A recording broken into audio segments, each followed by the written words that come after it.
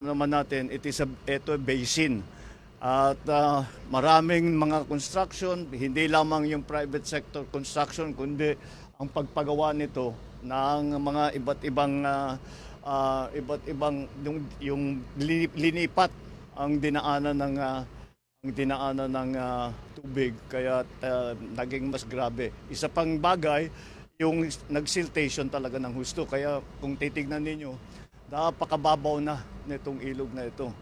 And with ang sinasabi nga ni Mayor Lenny is that many of the places na dati naman ay hindi binabaha, and dyan na rin yung effect ng climate change. Kaya this is what we are trying to remedy.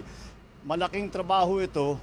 It will take time, but marami na tayo mga intervention na pwedeng gawin, such as the pools that we are going to put up.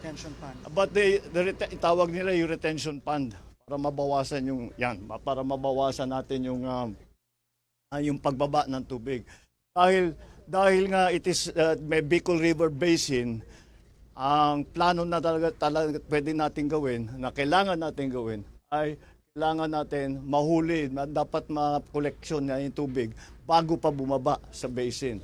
Dahil, again, as Mayor Lenny was explaining, this is a landlocked province.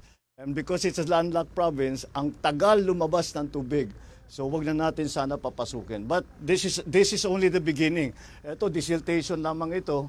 At hindi naman ito, kagaya ng mga ginagawa natin sa ibang lugar, this is not going to be one time. We will keep doing this until we have the more long-term solutions. At hopefully, down the road, if we design everything properly, hindi na natin kailangan paulit-ulit ng binabalik-balikan. Okay? All right. Mr. President, flood control issue. Nakikita po ang visit niyo sa Naga City in the lens of politics. Are you open to forging alliance with Naga City? Alam mo, hindi namin pinag-uusapan yun. Alam mo, I think the mayor will agree with me na serbisyo muna bago politika. The most political thing that we did today, I wore my pink socks. My pink socks in honor of Mayor Lenny. Sabi po kasi na No, we have been planning this for a few months already. Because talagang naging critical ito eh. Especially with the storms that came in.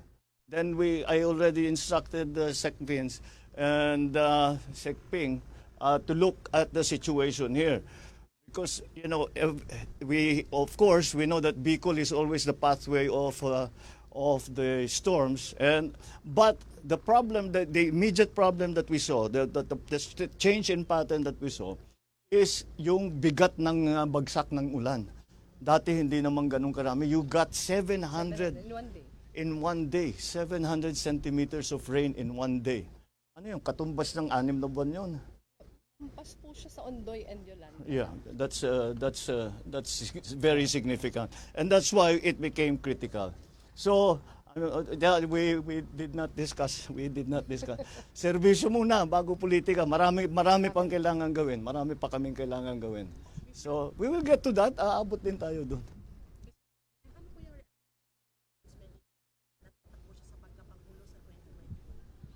Again, politics. Nothing really. That's her choice. Mr. President, how about the willingness of Senator Amy to run alongside? Again, this is all politics. We're not going to discuss politics now.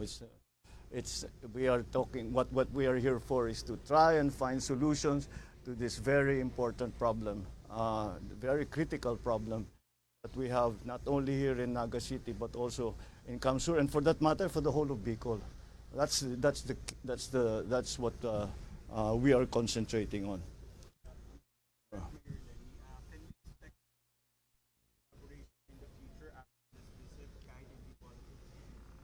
We don't change. Whatever, kung sinong, it's not only here, kung sino ang nangangailangan ng tulong the national government is here to help.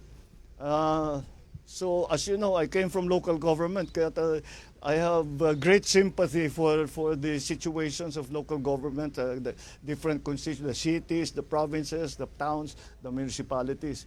Kaya whoever comes to us for help, we will do what we can to help. There is not an increase, there is not a decrease, it's not political, it's only because it depends on the need. And that's why we are here today. All right? Sige.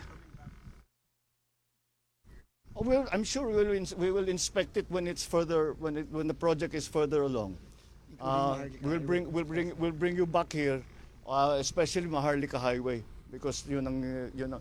In fact, many of the problems were identified because of our inspection of the Maharlika Highway rehabilitation and repair. Doon nakita, marami talagang nakita. Dinapitan tayo ng national government, ng mga local, at sinabi, pagka natignan na ninyo yung Maharlika, doon na tayo, tignan naman ninyo yung baha. And that's what happened. Okay, maraming salamat. Thank you. Good morning.